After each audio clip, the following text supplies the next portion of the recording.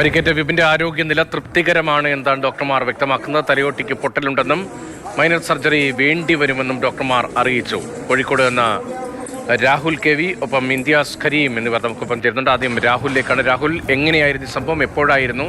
കുട്ടികൾക്കൊപ്പമല്ലേ ഈ ആക്രമണത്തിനായി സനൂപ് എത്തിയത്?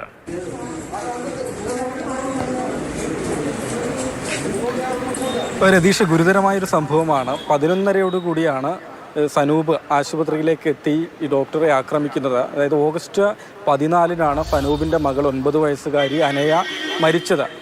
കുട്ടിക്ക് അമീബിക് മസ്തിഷ്ക ജ്വരമാണ് ബാധിച്ചതെന്ന് മരണശേഷമുള്ള പരിശോധനയിലാണ് തിരിച്ചറിഞ്ഞത്. ആദ്യമേ കുട്ടിയെ ചികിത്സയ്ക്ക് വേണ്ടി താമരശ്ശേരി താലൂക്ക് ആശുപത്രിയിലേക്കാണ് കൊണ്ടുപോകുന്നത്. അവിടെ കുട്ടിക്ക് മതിയായ ചികിത്സ നൽകിയില്ല എന്നുള്ള പരാതിയാണ് ആ കുടുംബത്തിന് അന്ന് മുതലേ ഉള്ളത്. ആരോഗ്യനില വളരെ മോശമായ കുട്ടിയെ പിന്നീട് കോഴിക്കോട് മെഡിക്കൽ കോളേജ് ആശുപത്രിയിലേക്ക് മാറ്റുകയായിരുന്നു. അവിടെ വെച്ചാണ് കുട്ടി മരണപ്പെട്ടത്.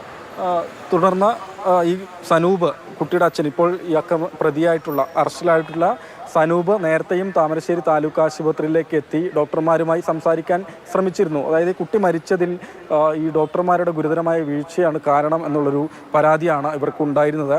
അപ്പോൾ അതിനുള്ള വൈരാഗ്യത്തിലാണ് ഡോക്ടറെ ആക്രമിച്ചത് എന്നാണ് പോലീസിൻ്റെ എഫ്ഐആറിലും വ്യക്തമാക്കുന്നത്. അതായത് കൊലപ്പെടുത്തണം എന്ന ഉദ്ദേശത്തോടു കൂടി തന്നെ കൊടുവാളുമായി ആശുപത്രിയിലേക്ക് എത്തി ഡോക്ടറെ വെട്ടിപ്പരിക്കേൽപ്പിച്ചു എന്നതാണ് പോലീസിൻ്റെ എഫ്ഐആർ. പ്രതി പിടിയിലാണുള്ളത്. നമ്മളിപ്പോൾ താമരശ്ശേരി പോലീസ് സ്റ്റേഷനിലാണ്. ഇവിടെ പ്രതിയുണ്ട്.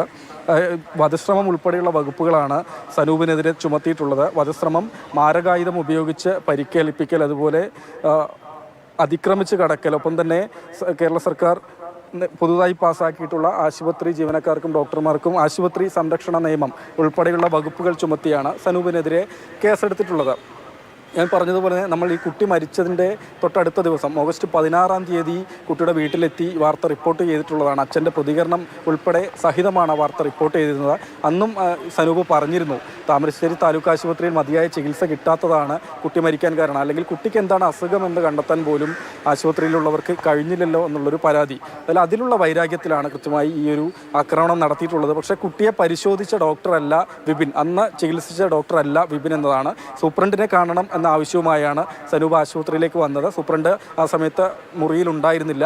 പിന്നീട് പെട്ടെന്ന് ആശുപത്രിയിലേക്ക് കയറുകയും ഈ ഡോക്ടറെ കണ്ട സമയത്ത് കയ്യിലൊരു ബാഗ് ഉണ്ടായിരുന്നു. ആ ബാഗിൽ കരുതിയിരുന്ന വെട്ടുകത്തി ഉപയോഗിച്ച് ഡോക്ടറെ ആക്രമിക്കുകയുമായിരുന്നു. പിന്നീട് മറ്റു ഡോക്ടർമാർ, സഹപ്രവർത്തകർ, ബാക്കി ജീവനക്കാരൊക്കെ ഓടിച്ചേർന്നാണ് ഈ ഡോക്ടറെ പെട്ടെന്ന് തന്നെ പ്രാഥമിക ചികിത്സ നൽകുന്നതിന് താമരശ്ശേരി താലൂക്ക് ആശുപത്രിയിൽ തന്നെ സൗകര്യമൊരുക്കുകയും പിന്നീട് കോഴിക്കോട് സ്വകാര്യ ആശുപത്രിയിലേക്ക് ഉണ്ടായത്. ഒരു തരത്തിൽ നീതീകരിക്കാൻ കഴിയുന്ന നടപടിയല്ല ഇയാളുടെ ഭാഗത്തുണ്ടായത്. അതേസമയം തന്നെ അയാളുടെ മകൾ മരിച്ചതുമായി ബന്ധപ്പെട്ട് നേരത്തെയും പരാതി ഉണ്ടായിരുന്നു.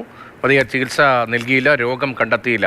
സ്വാഭാവികമായും അയാളുടെ മാനസികാരോഗ്യം അത് വളരെ മോശം അവസ്ഥയിലാണ് എന്നത് ഇത്തരമൊരു സംഭവത്തിലൂടെ കൂടി തന്നെ വ്യക്തമാകുന്നുമുണ്ട്. അതിൻ്റെ തുടർച്ചയായിട്ടാണ് ഇങ്ങനെ ഒരു അക്രമ സംഭവം ഉണ്ടായത് എന്ന് വേണം ഈ സാഹചര്യങ്ങളൊക്കെ കാണുമ്പോൾ, കേൾക്കുമ്പോൾ, പ്രതികരണങ്ങൾ വരുമ്പോൾ മനസ്സിലാക്കാൻ. ഇന്ത്യാസ് കരീം കൂടി നമുക്ക് ഉണ്ട്. ഇന്ത്യാസ്, ഈ പരിക്കേറ്റ വിപിൻ്റെ ആരോഗ്യനില ഏത് തരത്തിലാണ്? തലയോട്ടിക്ക് പൊട്ടലുണ്ട് എന്നടക്കം എന്തൊക്കെ വിവരങ്ങൾ ഡോക്ടർമാർ നൽകുന്നുണ്ട്? സർജറി ഇന്ന് തന്നെ ഉണ്ടോ? രതീഷ്, ഡോക്ടർ വിപിൻ്റെ ആരോഗ്യനില തൃപ്തികരമാണ് എന്നാണ് ഔദ്യോഗികമായി തന്നെ ഡോക്ടർമാർ ഇപ്പോൾ അറിയിച്ചിരിക്കുന്നത്. 10 സെൻറ്റിമീറ്റർ ആയത്തിൽ തലയ്ക്ക് കൊടുവാളുകൊണ്ട് വെട്ടേറ്റിട്ടുണ്ട്. രക്തം വരികയും ചെയ്തിരുന്നു. എന്നാൽ അങ്ങനെ തലയുടെ ആഴത്തിൽ, തലയൊട്ടിക്ക് ഉള്ളിലേക്ക് ആഴത്തിൽ പരിക്കുകളില്ല എന്നാണ് പറയുന്നത്. ഒരു മൈനർ സർജറി വേണം എന്ന് ഇപ്പോൾ പറഞ്ഞിട്ടുണ്ട്. ആ മൈനർ സർജറി ഉടനെ തന്നെ നടക്കുകയും ചെയ്യും. ഒരു 3-4 ദിവസം ഡോക്ടർമാരുടെ തന്നെ ഒബ്സർവേഷനിൽ, ബേബി മെമ്മോറിയൽ ആശുപത്രിയിൽ ഒബ്സർവേഷനിലായിരിക്കും ഈ ഡോക്ടർ വിപിൻ ഉണ്ടാവുക എന്നുമാണ് ഇപ്പോൾ അറിയിക്കുന്നത്. അതോടൊപ്പം തന്നെ ഡോക്ടർമാരുടെ സംഘടനയായിട്ടുള്ള KGMOയെ ഒരു വലിയ പ്രതിഷേധത്തിലേക്ക് കടക്കുകയാണ്. നാളെ കോഴിക്കോട് ജില്ലയിലെ സർക്കാർ ആശുപത്രികളിലെ എമർജൻസി വിഭാഗം ഒഴികെയുള്ള എല്ലാ സേവനങ്ങളും പൂർണ്ണമായും നിർത്തിവെക്കും. സേവനങ്ങൾ ഉണ്ടാവില്ല എന്നാണ് അറിയിക്കുന്നത്.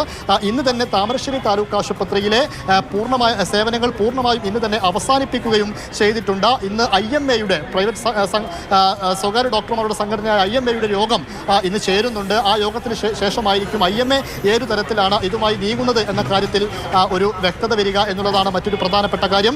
അതോടൊപ്പം തന്നെ സംസ്ഥാന നേതൃത്വവുമായി ആലോചിച്ചതിന് ശേഷം KGMOയെ ഏത് രീതിയിൽ നടപടിയെടുക്കണമെന്ന് KGMOയും ആലോചിക്കുന്നുണ്ട്. ഇതിൽ പ്രധാനമായിട്ടും പറയുന്ന ഒരു പ്രശ്നം ഈ ആരോഗ്യമന്ത്രി ഔട്ട് പോസ്റ്റ്, അതായത് താലൂക്ക് ആശുപത്രികളിലടക്കം ഔട്ട് പോസ്റ്റ് സ്ഥാപിക്കുമെന്ന് ആരോഗ്യമന്ത്രി നേരത്തെ പറഞ്ഞിരുന്നു. ആ കാര്യങ്ങളൊന്നും ആരോഗ്യമന്ത്രി വാക്കുപാലിച്ചില്ല എന്നൊരു ആക്ഷേപമാണ് പ്രധാനമായിട്ടും KGMOയെ ഭാരവാഹികളെല്ലാം തന്നെ ഇപ്പോൾ ഉന്നയിക്കുന്ന ഒരു പ്രധാനപ്പെട്ട കാര്യം. ആരോഗ്യമന്ത്രിക്കെതിരെ ആ രീതിയിൽ പ്രതിഷേധമുണ്ട്. അതോടൊപ്പം ആരോഗ്യമന്ത്രി ഇപ്പോൾ ഇതിൽ പറഞ്ഞിരിക്കുന്നത് വലിയ ഞെട്ടിപ്പിക്കുന്ന സംഭവമാണ് എന്ന് പറയുകയും ചെയ്തിട്ടുണ്ട്. ഡോക്ടർ വന്ദനാദാസിന്റെ സംഭവവുമായി ബന്ധപ്പെടുത്തിക്കൊണ്ടാണ് സുരക്ഷാ കാര്യങ്ങളൊക്കെ ഒരുക്കുമെന്ന് ആരോഗ്യമന്ത്രി പറഞ്ഞിരുന്നത്. അതൊന്നും പാലിക്കപ്പെട്ടിട്ടില്ല, നടത്തിയിട്ടില്ല എന്നുള്ള കാര്യം ഇവർ പങ്കുവെക്കുന്നു. എന്തായാലും ഡോക്ടർ വിപിൻ ഇപ്പോൾ ചികിത്സയിലാണുള്ളത്.